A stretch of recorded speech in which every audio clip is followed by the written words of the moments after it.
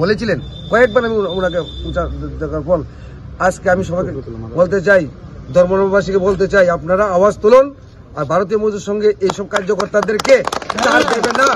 যা করার লাগে প্রশাসনিক ভাবে আমরা ব্যবস্থা নেব। প্রশাসনের কাছে এসেছি, যারা যারা অন্যায় করছে তাদেরকে অ্যারেস্ট করতে হবে। আর যদি কোনো পলিটিক্যাল পার্টি ভারতীয় মজদুর সঙ্গে কোনো কার্যকর্তাদের উপর হাত উঠায়, যা করার সে ব্যবস্থা আমরা নেব। আমি পার্টি প্রেসিডেন্টের সঙ্গে একটু আগে কথা বলেছি যে আমাদের কোনো কার্যকর্তার উপরে ভারতীয় জনতা পার্টির কার্যকর্তা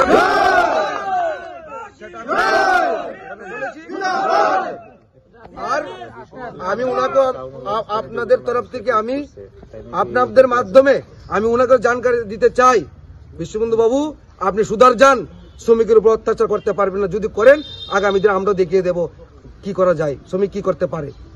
সারা ত্রিপুরা রাজ্যের শ্রমিক আপনার খিলাফ নামবে আগামী দিন, আমরা দেখিয়ে দেবো আপনাকে। নমস্কার।